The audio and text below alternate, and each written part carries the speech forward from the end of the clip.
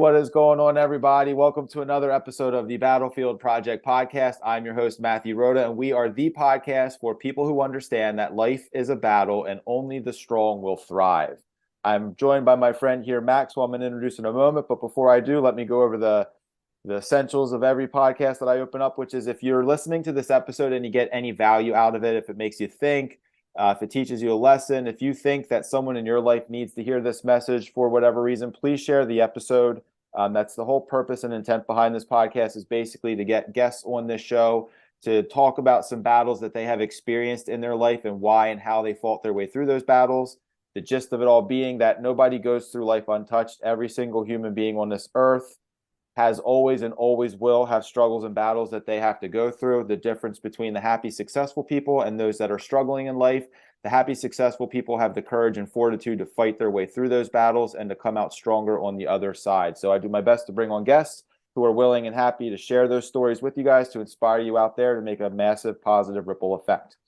Without further ado, let me introduce my buddy, Max. Max is the founder and spirit behind Fearless Happiness Coaching and Consulting. His mission in life is to help high performers, executives, and CEOs avoid losing what they have worked so hard to attain. He helps their families by educating about the disease of addiction so that they can better support their loved ones. Max is a motivational speaker, author, and substance abuse counselor. He is also the voice and host you hear behind the mic on the Fearless Happiness podcast. He is a loving husband and proud father and lives in Fallbrook near San Diego, California. Max, man, welcome to the show. I'm excited to have you here. Thank you for having me, Matthew. My pleasure. I lived in San Diego for like 5 years. How far away was where you lived or currently live? Well, I live about an hour north. Okay. So I'm just about halfway between Orange County and San Diego. Okay, beautiful. I love that whole from like San Diego to I also lived in Villa de la Valle for a little bit, right around Carlsbad. It's one of my favorite areas to live in. I loved it out there. It was so beautiful. Yep. Awesome, man. Well, thank you for joining us. Like I mentioned before we hit that record button, whatever battle you're comfortable sharing with our audience, kind of how you fought your way through it, why you fought your way through it, now the life that you're living because you had the courage and the strength to do so. I'm excited to hear from you. I'm an open book, Matthew. So I'll start off with the first battle that I started off with, right? I've been clean and sober for over 19 years now. Beautiful. On September 27th of this year, I'll celebrate 20 years clean and sober. So addiction was my first big battle that I struggled with, right? I was out there, and I'll give a brief, if I can, over the 19 years. So when I always like to share, I went to a party at 13 and I didn't get home till I was 32, and there was a lot of headache and heartache. That's a great way of saying it. Right. And little did I know back in high school when the red flags started popping up, little did I know that I should have heeded those signs. But back then we're invincible, right? I'm almost 18. I'm 18. Like I'm getting ready to go to the Navy. I'm invincible. Nothing's gonna happen to me. And lo and behold, right? Because of my addiction and some of those red flags, I figured, but it was a strong urge from mom, right? When I got woken up one morning, like 2 p.m, right after a heavy weekend of partying, and was given 3 ultimatums, right? Either work full time, go to work part time, and go to school part time, or go to school full time. But those are your only 3 choices. If not, you're out. Like you're 18. Yep. Right. So I did the next best thing and joined the Navy. And, I thought that would help curb, which it did in the beginning. Right. But the drinking, that continued. Right. And so lo and behold, so I never left California when I went to the service. Right. So unfortunately for me, that was not good. Right. Because I went to San Diego. I went for boot camp. Yep. Right. And then I went to a school, which was in San Francisco at a place called Treasure Island, right across the bay, right? Kind of across from Alcatraz, right? And I joined the Navy because back in 1986, right, when I was going through this battle with mom and myself, and knowing if I didn't get out of this town where I lived, out of the city, I knew it wasn't going to go well, right? Yep.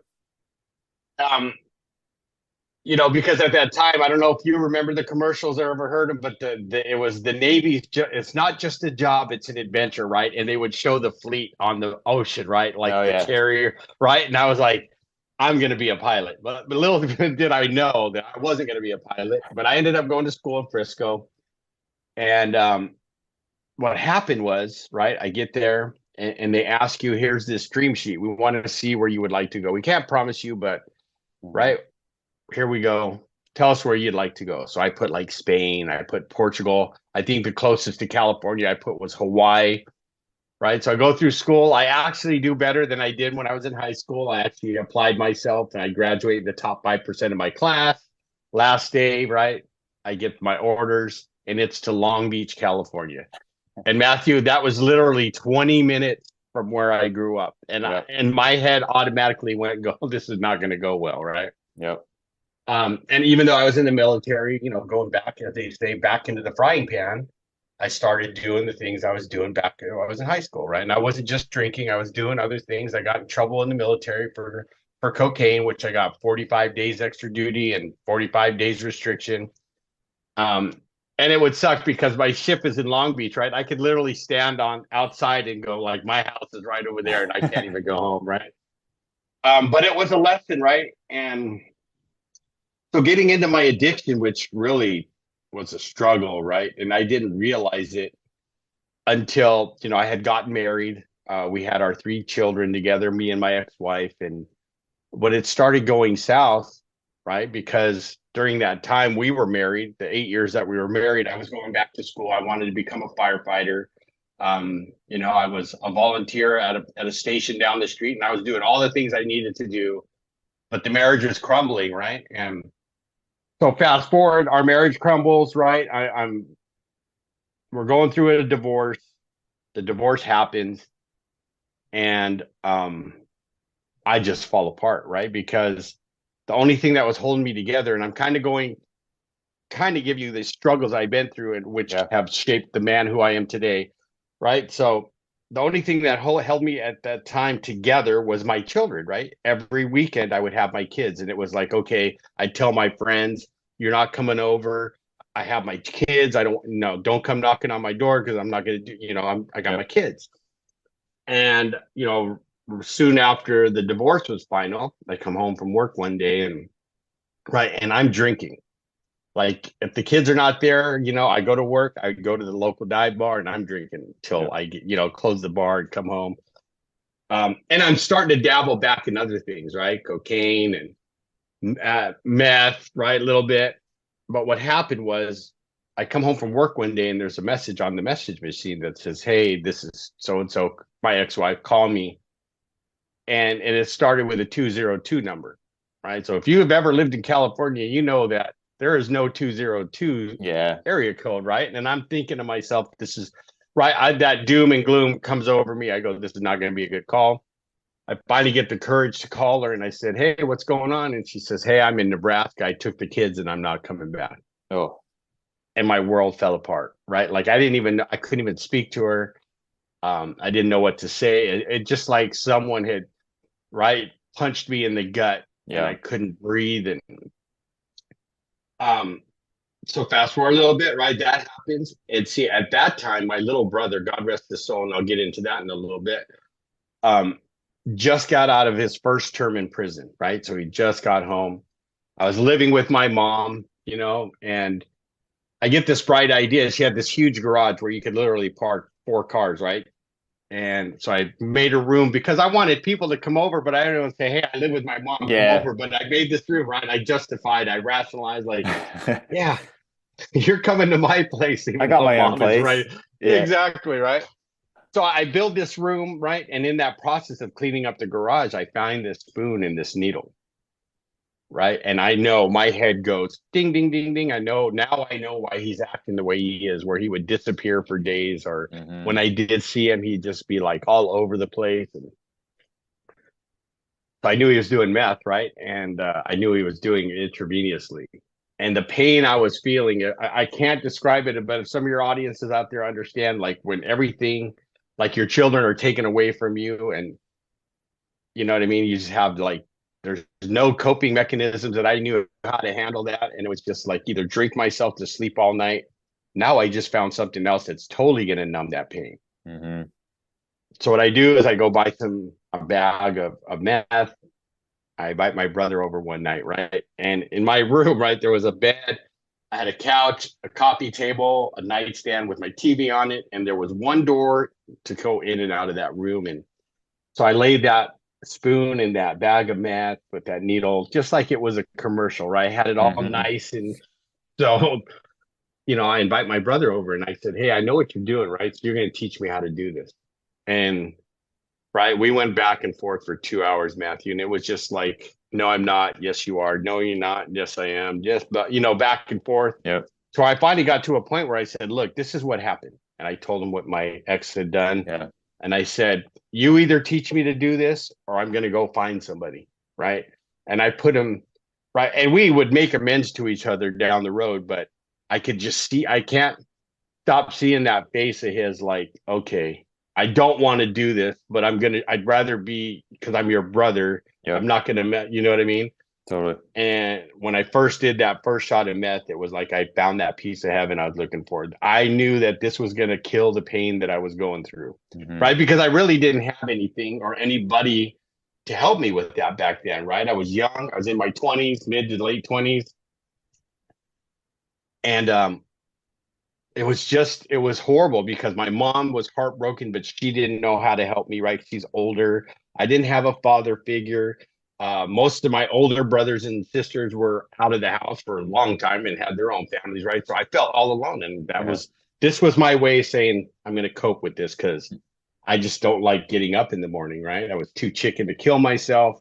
But as one of my mentors said, every time you were sticking a drug or a drink in your system, you were doing it on the installment plan. Yeah. And I'm like, okay, right. Well said. So, right. So that's fed me into the addiction so much quicker than just the alcohol, right? So now every night I'm drinking and I'm doing meth and things are just getting worse. I'd never gotten in trouble with the law before. All of a sudden it starts, it's like the snowball effect, right? At first it's tickets, it's not showing up for a ticket, and then it's, misdemeanors, and then I finally get my first felony, right? And I'm going through the court systems, and I am. But here's what happened. I'll go back a little bit, right? So, she says she's never coming back, right? My ex-wife. Well, one day I get a call. It's like 9 months later, and she says, "Hey, it's so and so. I'm coming back to Orange County. The kids would love to see you." But see, at that time, I was like full flight from reality. I was fully into my addiction, but I didn't want to miss that, right? Because I hadn't seen my children in 9 months. It was only phone calls here sporadically, right? Because either she wouldn't answer or she would call me and I'd be at work or, right? So I borrow a friend's car. It's in the middle of the summer. It's one of those hot summers here in California. And I remember parking in front of her house, right? Because I did not want to miss that, seeing the kids. Yeah. Right. So I put the seat back. I fall asleep that night, after a few nights of partying. And I remember a knock on the window, and I'll never forget, right? I hear this knock, and I put the seat up, right? I'm sweating because I don't know how long I've been asleep, and I had all the windows rolled. I'm hot. Yeah. But and if you're doing what I'm doing, you're not looking the greatest, right? Like we believe, right? We're not in the greatest health. We're not out there working out. We're not putting good stuff in our bodies. Yeah. And I look over, and I'll never forget the look on her face, just shaking her head, like that look of disgust, but also sadness at the same time. Like, whoa, this is not the guy that I met and married years ago, right? Like, and she took pity on me. I remember she just said, "You're going to spend the night tonight, spend the night with the kids." And I'm like, okay. And she told her husband at the time, he's spending the night, right? And I remember spending the night with the kids, but feeling so bad because it was her and my 3 children, and they were just staring at me like my kids had that look, like, who is this guy? Yeah. Like, What's wrong with him? Right. It's dad, but he don't look good, right? Like he doesn't look good. And so here's what happened. That guilt and shame kicks in, right? And it's so intense. I spend the night with the kids, and then that would be the last time I would see those kids for 9 years.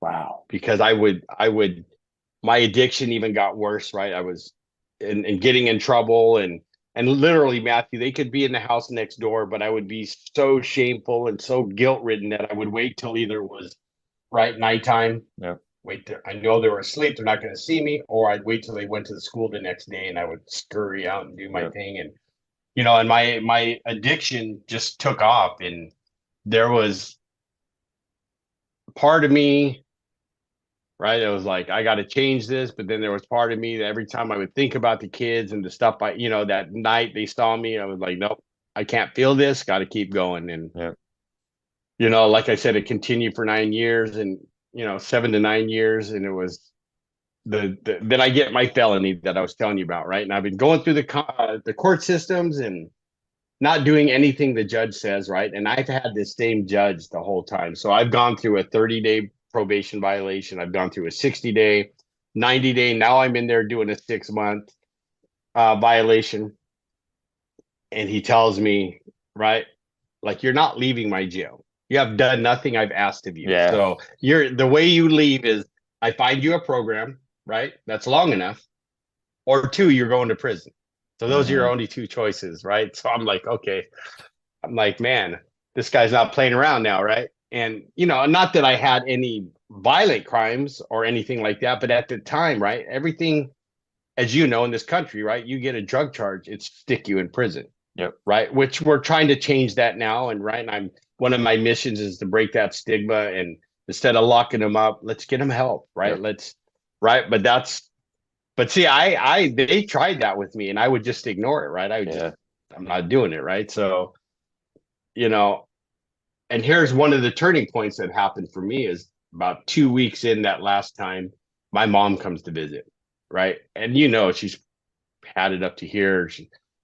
So you got a visitor, I go down and I'm sitting across from the glass from her. She picks up the phone and before I can say anything, she says, I love you, son, but you're no longer welcome at my home. If you come near my home, you're going to prison. And if my neighbors see you and I'm not home, they're going to call the police. What are you going to do? Right. And that's where I think for me, things started to change, right? For that part of my life. Yeah. Because the best and only answer I gave her that time was, I don't know. Yeah. Right. Because I had given her so many empty promises. Like, I can't even count, Matthew. You know what I mean? Yeah. Like, I promise I'll find the kids so you could be a grandma again. Yeah. I promise I'll get a job, or I promise I'll go back to school. I'll do better. Right. Yeah. Yeah. Totally. And then as soon as I was out, I was doing the same thing over and over.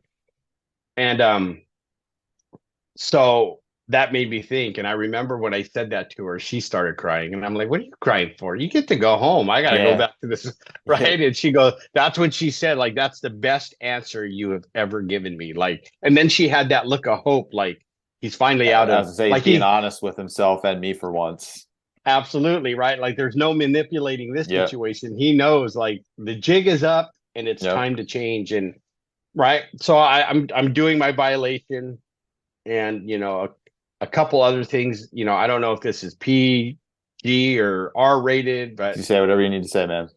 So I'm in there for a while and I'm sitting and I'm bunkies with this guy and we're having this talk one night and I'm in the poor me's like hardcore, right? Like, poor me, blah, blah, blah. And I'm just like, and the guy's listening and he's like, okay.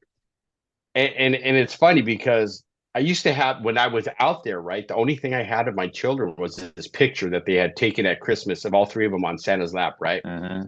And every time I do my thing, right, there was this lady I knew, she always took care of me and she would like, I'll babysit your kids, right? So the only thing I had to look forward to is going to get that picture again, right? Yep. And seeing my kids, right? And I was telling how much I love my kids. And I remember for about a second or two, it was silent, right? How much I love my kids and blah, blah, blah. And it was silent. And then he goes, hey, homie, or hey, dog, I forget. But hey, homie, if you love your kids so much, what the fuck are you doing here? And I just was like, you know what I mean? I jumped down, right? And there, you don't get disrespected. You got to handle your business, right? Yeah. And I remember he jumped up, I jumped down, we're face to face. And then it hit me like, this guy is absolutely correct. Yeah. Like, if I love my kids, what the hell am I doing having some lady babysit a freaking picture of mine when I should be a part of their lives, right? And be a dad, a dad and be present in their lives. And I told them, because we were this close, to throwing blows. And then I just looked at him and I said, you're 100% correct. You're absolutely right. And I gave him a hug. He gave me a hug and he said, He said, yeah, go get out, go get right, get out of here and go get right. Don't come back. Yeah. Um, and I haven't had to, right? And there's so much to my recovery story, right? I mean, I finally they find a place, right, where I've almost done the 6 months back then. Because if you did 4 with good time, you're out, right? But Hmm. Judson, like he said, you're not going anywhere until I find you a bed, right? So they find me a bed, I get sober, right? And the first, you know, I when I first get there, like I'm all into it, right? Because it's funny because at the last day, he says, I'm going to send you to this place, but I'm sending you there for a year. And if you screw up 1 millimeter, you're going to prison, right? And I can't say that I stayed sober in that place, Matthew. I relapsed 4 times, Hmm. right? Because when I first got there and I was into it, but then it was like, wow, you know what I mean? Like I'm going to go to these AA meetings like they're telling me to, but I'm going to look cool, right? Because I'm going to share good. I'm going to be like the best guy that ever Yeah. shares, right? I'm going to, right? And little did I, know someone had shared one time, you can't shave your ass and your face at the same time, right? And I'm like, Yeah. right. So, Okay. Yeah. right. I'm like, okay. And I was going through the step work with my sponsor, and I'm giving you guys just this background, right? Where I realized, right, because I've done the steps many times since, but the big book of Alcoholics Anonymous, there's a part that says half measures availeth nothing, right? Which means if you do half the work, you're not going to get nothing out of this, right? And I did that, and I looked good while I was doing that, right? Because there's this 4 step, right, where I get to share all my secrets and all the things I've done with another man and God, and get rid of it, right? Yep. Well, the first time I did that, I maybe had 3/4 of a page, right? And if you could have seen my sponsor's face when I handed that, when it was that time to do it, Hmm. he looked at it and he looked at me like, bro, you've been running the streets for 9 years. You just got out of jail and you're telling me this is it This is it. Yeah. without saying it, right? But that was the look Yeah. on his face. And I'm like, yeah, Like you're not right. fooling anybody, dude. Right. So I end up relapsing 4 times while I was in that thing. But here's the thing: what happened that was right again when I did things my way, at least where I should have like followed some suggestions and stuff like that, right? Um, at about 6 months sober, right? I had been writing letters to my ex-wife. I like to see the kids. I'm sober. I'm in a program, right? I'm doing great, Hmm. but don't hear anything, right? For 6 months. So I'm figuring I was writing her a letter every week, every week. Didn't get a word back. I'm like, okay, I get it. She's angry. She's not going to let me see the kids, right? I'm Yep. like resigning to the fact that I have damaged that relationship that bad where she's not going to let me see the kids. And so I'm at work one day, right? I have my first like real job, right? I'm back into the workforce. I have my first cell phone and I go to the truck to get a tool and my phone rings and it's, hey, is this Max? And Matthew, I didn't even recognize her voice, and it was my ex-wife. And she said, Yeah. "Hey, it's so and so. The kids want to see you. I'm down in El Cajon. Why don't you come visit?" Right? And I'm like, I almost fainted. Right? Like I Yeah. thought I was never going to hear from her. And so my brother, who got sober, he's 2 years younger, about the same time. Him and I go down to San Diego every week. Every weekend, I'm going to visit the kids. Right? And I'm starting Hmm. to build that relationship up. So here's those relapse I tell you about. So I relapsed 4 times while I was in this facility, right? So after my fourth one, right, 5 months had gone by. I hadn't talked to her. I hadn't seen the kids, right? And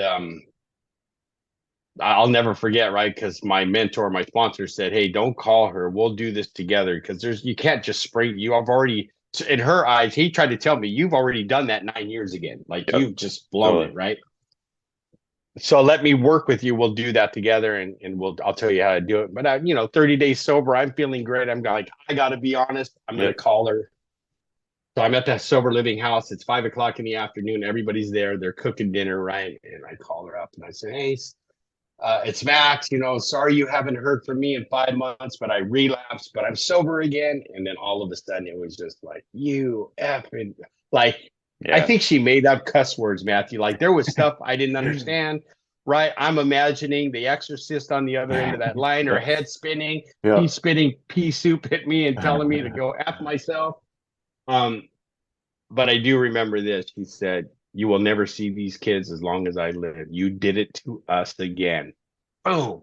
Yeah. And I was just like, man, right? So I'm like, why didn't I listen? Right. And I told my sponsor, and he's like, this is where idiot was my nickname for my first year of sobriety, where Yeah. because I stayed sober, but I would just do stuff like I Yeah. wouldn't, right? I would just think I knew better, and then I Little would do it. sabotages here and there. Yeah, exactly. And then I would go, why did you do that, Max? Right. Like, and then I go to Yeah. my sponsor with my tail between my legs. And he goes, you're an idiot, man. I told Yeah. you not to do that. But that man actually has been my sponsor for over 19 years and has, Awesome. never told me I had to do anything. He never told me I had to work the steps. He Hmm. always suggested, and then he was always there to show me, right, how to do it and then walk me through it. But the biggest thing is that man is always led by example. And I watched that guy go through some stuff too, right, in his recovery. Yeah. And that's a whole other story. But so I'm like, dang. And he goes, well, I'm going to give you some specific direction, follow it. I'm like, all right. So every week I had to call her. I had to tell her I was sober. I was working. And then if she said anything, called me names, I had to say, you're right. And then hang up. Yeah. So I did that for like 14 months, 12 to 14 months. I did that every week. Right. And I'm staying sober. And then it was 2 days before a Thanksgiving one year. And she says, I'm back in Orange County. Excuse me, be at my parents' house for Thanksgiving and don't be late. And I'm like, what? Yeah. Right. Right. And I have not missed a Thanksgiving, a birthday, or a Christmas since. And that's been over 19 years. That's awesome. That Christmas of that year, I got to make my amends to them. Right. And to my children, her parents. Right. And it's just been a process of definitely a lot of challenges that either make you or break you. Right. So, like, I love your show, right? Because a lot of my biggest struggles happened in recovery, right?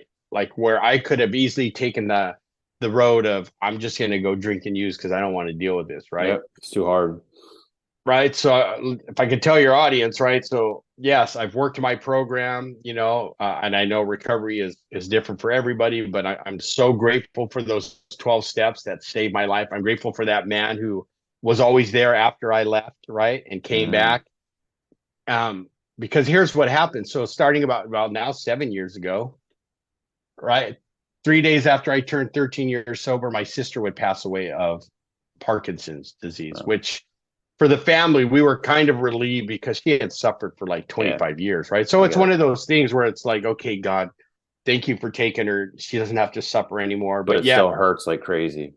absolutely, right? Yep. Because out of all my siblings, my sister, that was the most protective of me, right? Like she understood me even when I was out there doing my thing, right? Yep.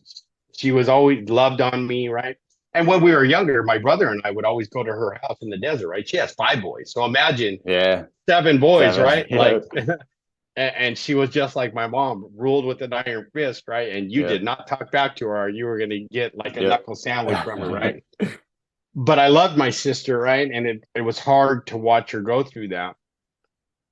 But then 8 months later, my brother would lose his battle to addiction and commit suicide. And I would find this out I was on my way to Minnesota. I was sitting in a Denny's in Denver, Colorado, right?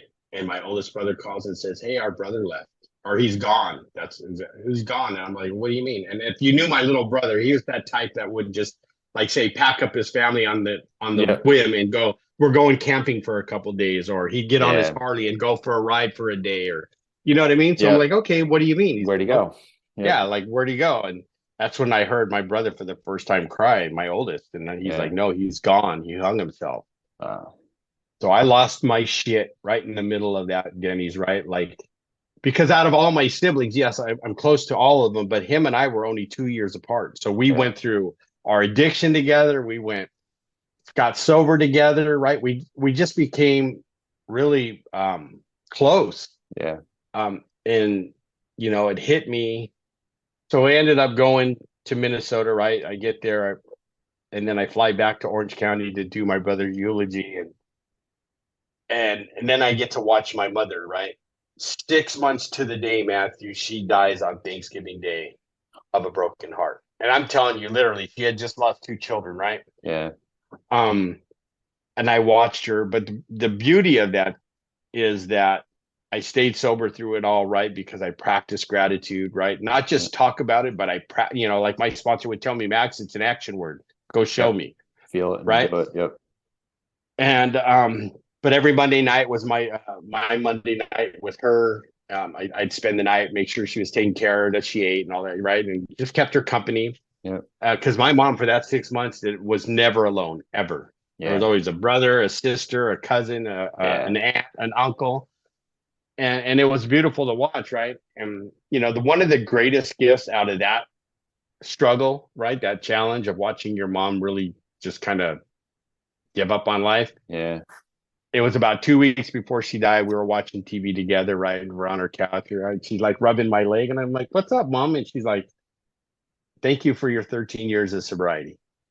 And I had just turned 14. I wanted to correct her, but I Yeah. didn't right Yeah. before. Yeah.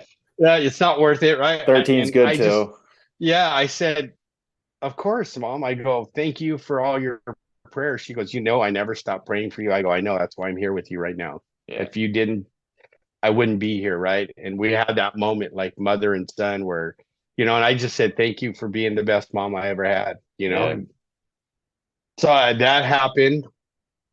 And then, as recently as now, almost 4 years ago, right, I would lose a granddaughter at 3 days or 3 months and a day old, right? Ended up, I was in the ER. I went into the emergency room with my stepdaughter because her husband was like on his way trying to get back to Fallbrook, right, to Mhm. get to the hospital. So I kind of, was there to comfort her and watch my granddaughter get put on life support, and then she would end up dying a few weeks later. And then a week later, after she passed, I was on my way back to work. I get a frantic call from my youngest daughter that my son's in the hospital, that he's dying. Sheesh. So at 30 years old, my son has a major stroke and almost dies because of his choices and drug addiction. And right. So I go to the hospital and I get there, and I'm in ICU watching my son get put on life support. And he had three minor ones while he was on life support. Even told us to bring in a priest and give him his last rites because they didn't think he was going to make it. And I was like, Yeah. nope. Right. And so those are some of the struggles that I go through or have gone through. Right. And I'll tell you something, right? And I'll share this with your audience because it's part of my story. I know it happened to my wife, but she always tells me it's your story too. Right.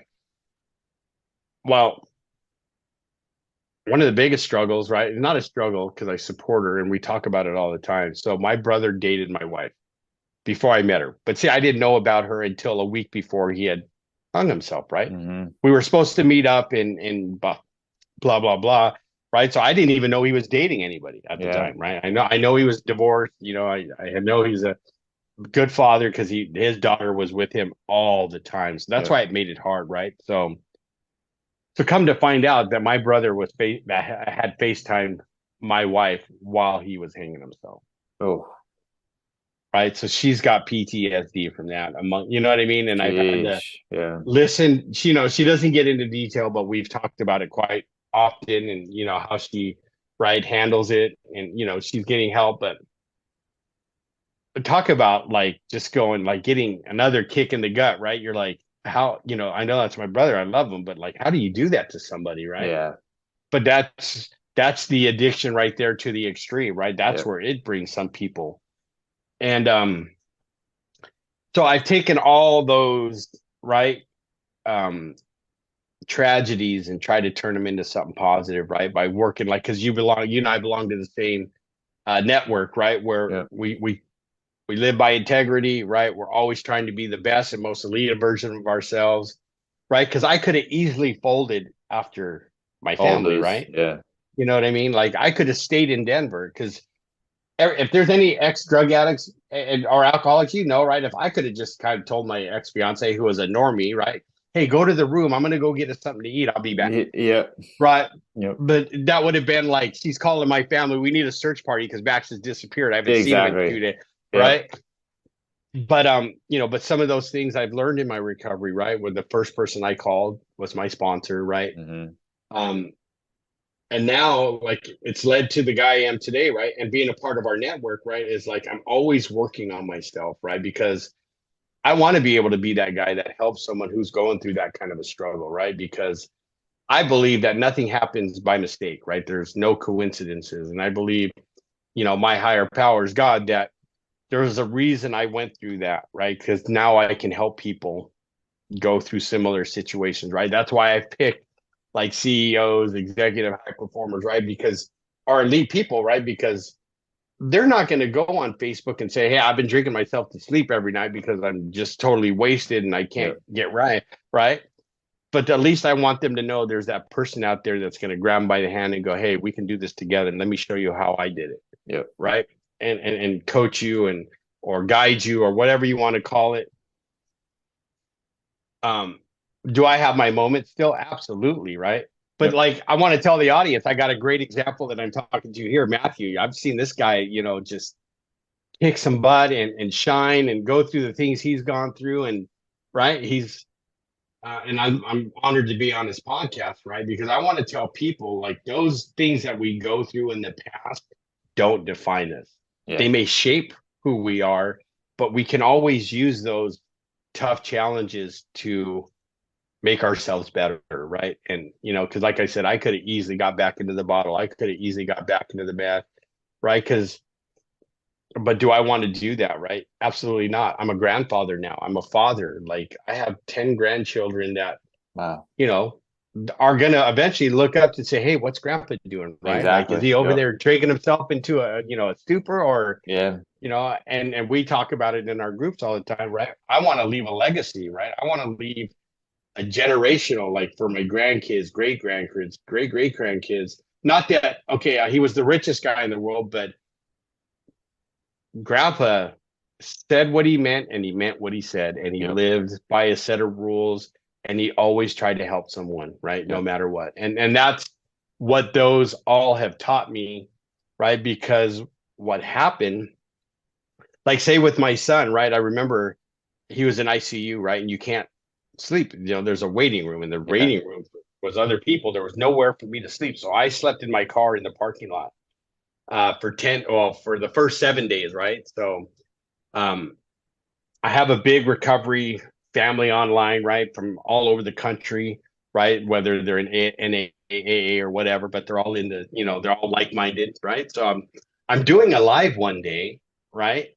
to give everybody an update of my son, and I'm like being totally vulnerable, Matthew. I'm just like letting it out. I'm crying like he's okay, but Yeah. it's not looking. It was at that time it wasn't looking good, right? I go, and everybody's like, "What have you been doing?" I go, "Sleeping in your car," because they could see the pillow and blankets behind me right in the car. And Yep. I go, "Yeah." And a friend of mine is in the message, the chat going, "Check your messages," and I'm like she kept doing it right, all caps, and I'm like, "God, Yeah. can't you see I'm trying to do something I'm trying here?" to be And then, focused. Yeah. yeah, I'm trying to focus, right? And Hmm. then I finally checked my messages. Well, those people, some of who I don't even know, all put their money together and put me in a hotel for the next 3 days, Wow. right? Because we're all in this thing life Pushing together and through. all this thing recovery. And you know what I mean? And I was just like, wow, right? Like, how does that work for a guy like me? You know what I mean? At Yeah. that time, I'm like, but as you and I know, right? If we keep doing the work and we keep trying to improve, right? We're trying to always better ourselves. People will see that, right? And they'll know your true character, right? And Yeah. they saw it, right? When I was telling them about, they just knew about what happened to my granddaughter. Yeah. Um, so those are some of the huge challenges I went through, and right, and just try to be grateful that I was allowed to go through that. Or I like to say I got to go through it. I get to go through that stuff Yep. because right, that's where I'm getting shaped. Like I like to say, by God is like doing that sculpture on me, right? Like he's Yep. shaping me into the person I should be, right? So people go, hey, that's a stand-up guy, right? Yep. Because he's honest, right? He tells the truth and you can always count on him. And that's right? Why I joined Apex and talk to guys like you, right? Yeah. Like our community is growing, and it's just amazing to watch people like yourself do stuff like this, and what you're doing with your life, right? And because that gives me motivation to keep going. Because I mean, we And all vice have days vice where versa, dude. Yeah. right. We all have days where we're like, I don't want to go to the gym today or work out or do this, Yep. but we all right, because then we all say, oh Totally. man, well, if Matthew was here, what would he say? Get your butt in the gym. Yep. Right? It's like that one guy that you see, like, get your fucking ass in the fucking gym. Yeah. And you're No like, more oh, excuses, man. Yep. exactly. So, I mean, I hope that has helped your audience, right? Because what I would share with them, right? And if I have a book that's called Fearless Happiness, right? I put the why in the happiness part instead of the I, right? Which means that it comes from you, right? Yeah. We have everything we need to be great today, right? To be happy, right? Because Matthew can't make me happy. My wife can't make me happy. But if I take the time to really focus on being a better human being, right? To help others, and in that process, right? Share that with people. I never really have a bad day or an unhappy day, right? I can look in the mirror and be happy at the guy who's looking back at me, right? Because Yeah. there was a time I could tell you that I would never look in the mirror, right? I Yeah. brush my teeth, all that stuff in the shower. So by the time I got out, right, it was all fogged up and I Foggy. didn't have to Quick run the see. other Yeah, way. Yep. exactly. Go out the door, go to the room, Yeah. drive, yeah, because I didn't want to see that guy.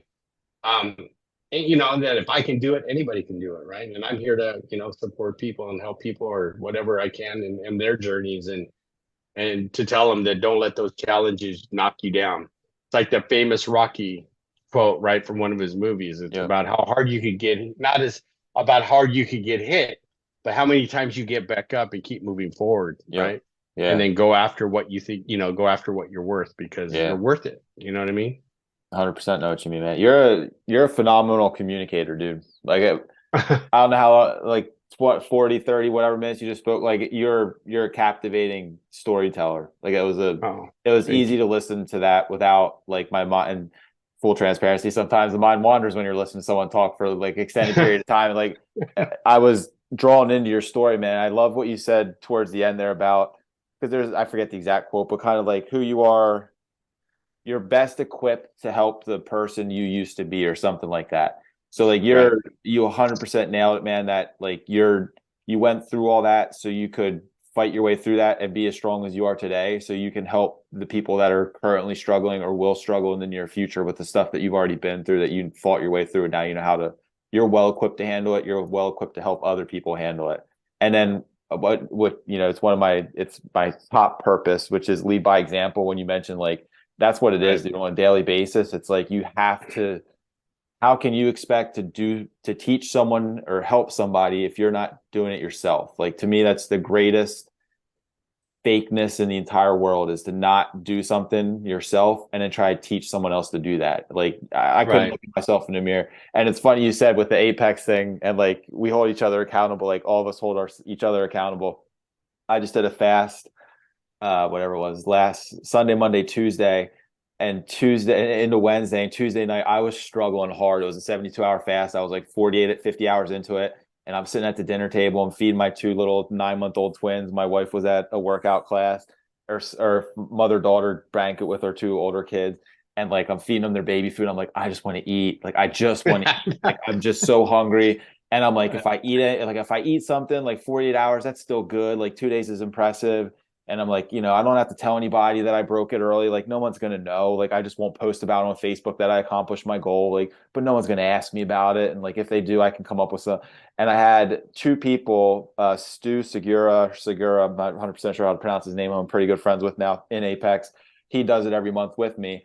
And he was doing it. And I was like, but Stu's doing it. I'm like, and if I'm trying to like lead by example and set the example for him to see it through, and then I call him or text him or message him, like, hey, I gave up. Like, what kind of example is that? And then I have another friend who she was saying she wants to do it, but she can't because she goes to a lot of networking events. And I was like, well, just drink water while you're there. She's like, I feel awkward. I'm like, well, then invite people out for like tea or water. Like, you don't have to go out to eat. She's like, and said something else. And I kept going back. She's like, okay, like, I get the point. You're not going to let me get away with any excuses. And I was like, no, I'm not. Like, if you want to do it, you'll find a way to Right. do it. Like, there's just no way around it. And then I'm about to eat and I'm about to break it. And I'm like, shit. I'm like, I literally like 2 days ago, I was just telling this lady, there's no excuses. Like, get rid of the excuse and I just know, do the work. right? And I'm like, now if I go and like come up with the excuse, I'm really hungry or I've been having a bad day or 48 hours is good enough. I was like, now I'm the guy who's coming up with excuses and accepting them. And I'm like, I can't do that. So I forced my way through it and I got to, 72 hours the next evening and I felt so much better for it. But it's totally it man, it is all about that. It's surrounding yourself with people who Yep. will set the standard with you. And then whether they're verbally holding you accountable to that or they're holding you accountable to that by the example that they're setting, then that they're Yep. like a mirror effect for you. It's Hmm. powerful.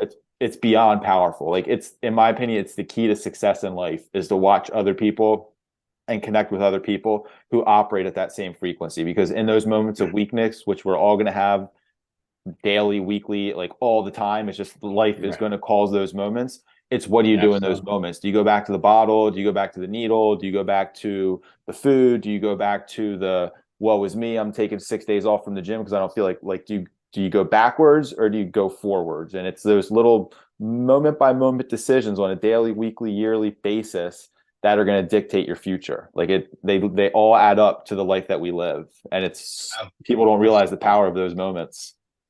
Exactly. And if I didn't pay attention when I was getting sober, you know what I mean? Like that was my first introduction into personal development, right? Yeah. Because I had to change everything.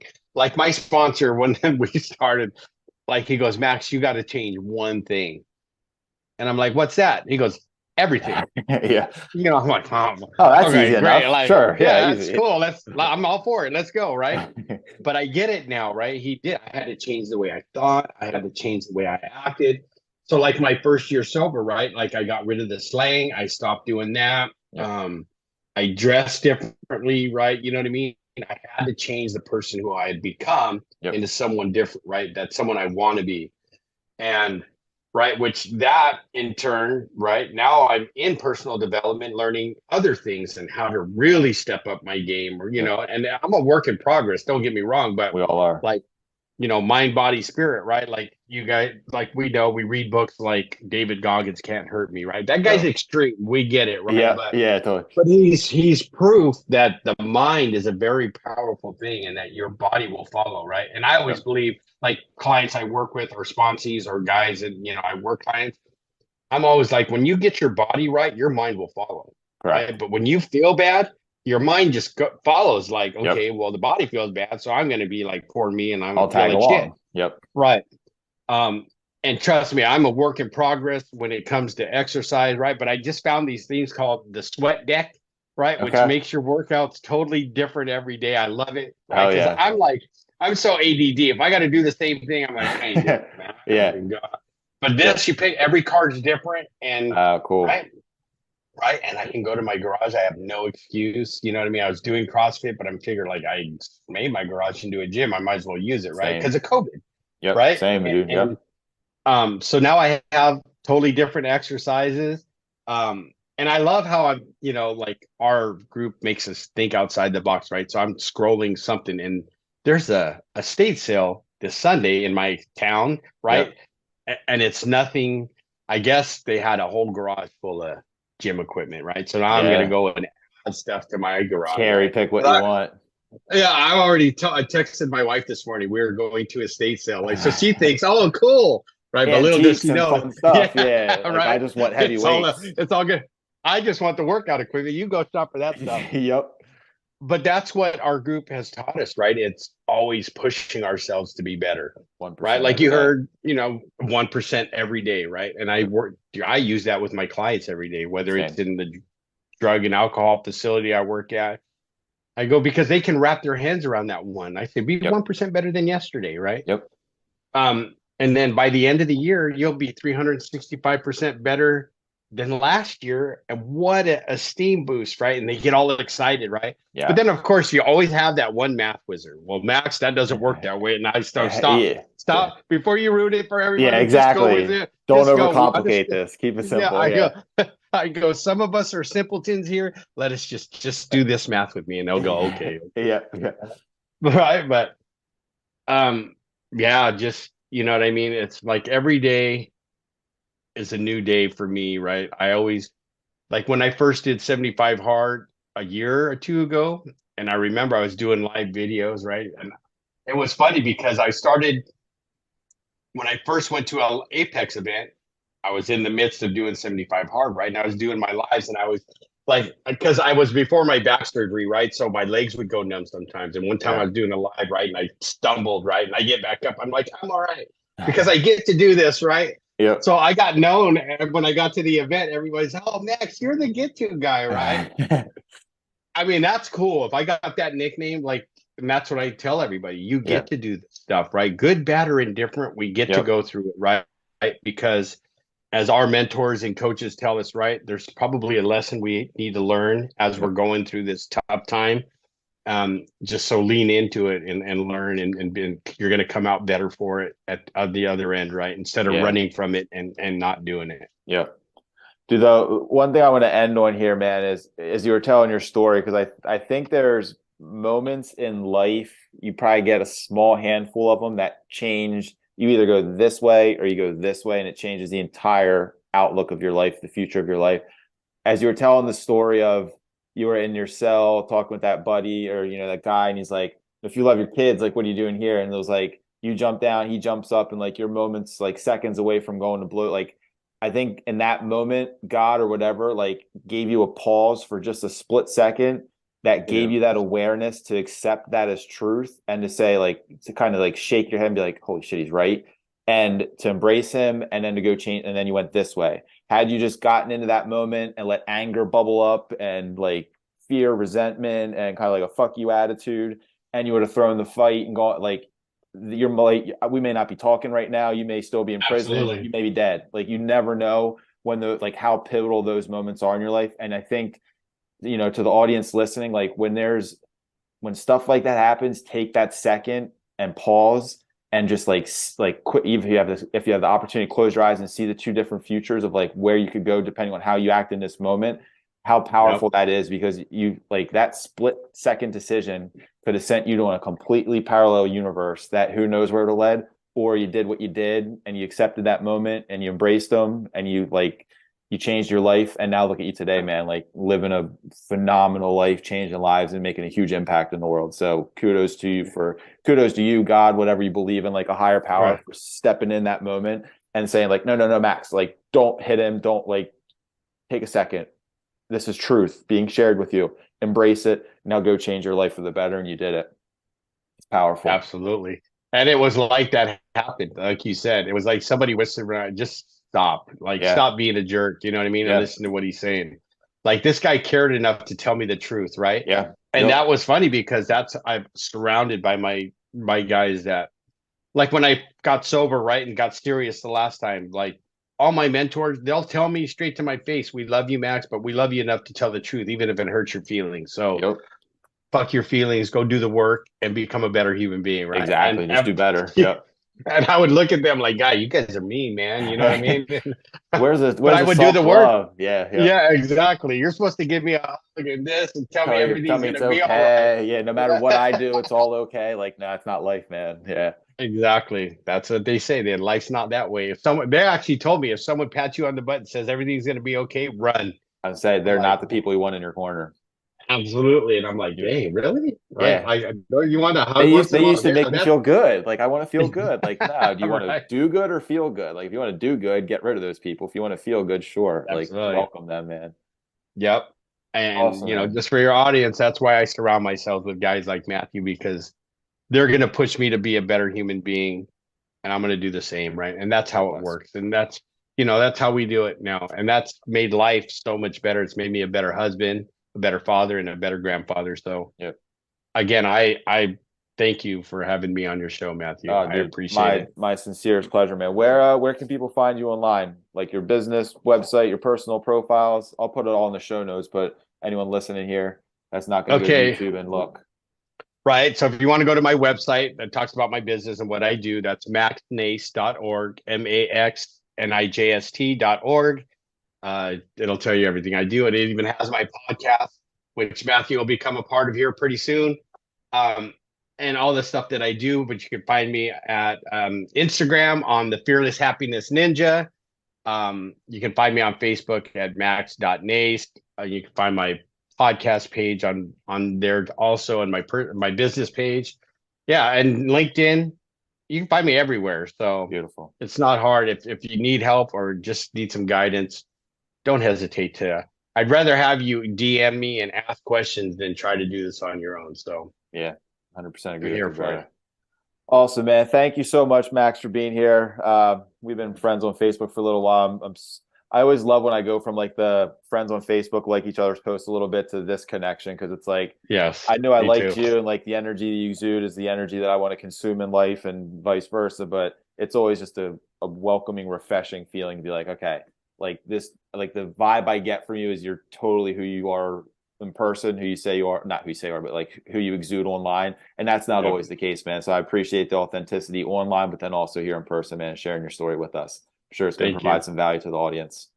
I hope so. Thank you for having me again. Like, same to you, buddy, because that's who I try to connect with, is guys like you, because I know you're the same person here as Yeah. you would be if I came to your house and said, "Hey, what's up, Matthew?" Yeah. Yep. You Except know what I mean? you get a big hug. So yeah. That's right. Exactly. I'm a hugger. So, Same, dude. All right, man. Well, thank you, Max, for being here, brother. Thanks for sharing your message. Audience out there listening, thank you for listening. Like I said in the beginning, if it has any value, if you know anyone in, your life that could benefit from this story and Max's inspiration and value and all the lessons that he shared, please share the show with him and enjoy your day. And we will see you on the battlefield.